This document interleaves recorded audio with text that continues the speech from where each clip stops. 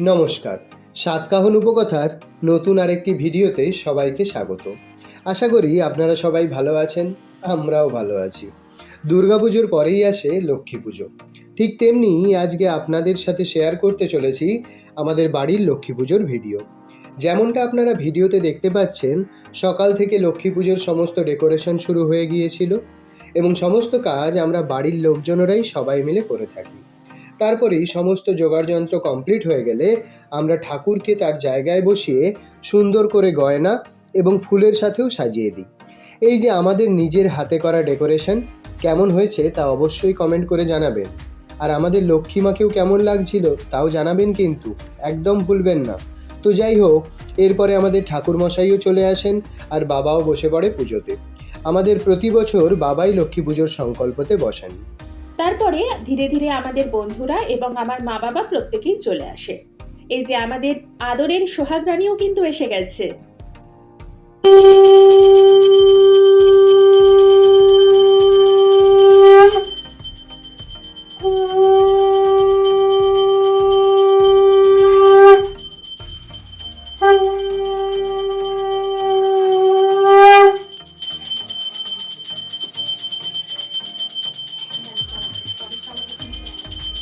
এই বছর একটু ঘরোয়াভাবে লক্ষ্মী পুজো হয়েছিল, তাই সেইভাবে সবাইকে বলা হয়নি।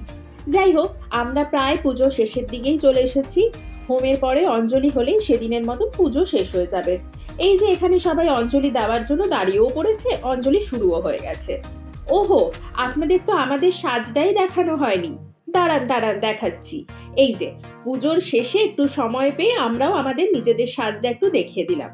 পরের দিন সকালে আমার ওই বাড়ি অর্থাৎ বাপের বাড়িতে হয়েছিল লক্ষ্মী পুজো।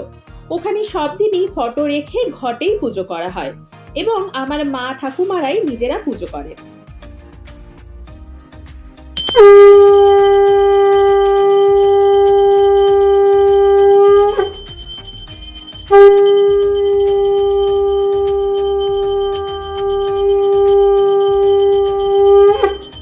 তারপরে ওখানের পুজো শেষ হতে আবার এই বাড়িতে অর্থাৎ শ্বশুর বাড়িতে ঠাকুর মশাই চলে আসেন বিসর্জনের পুজো করতে।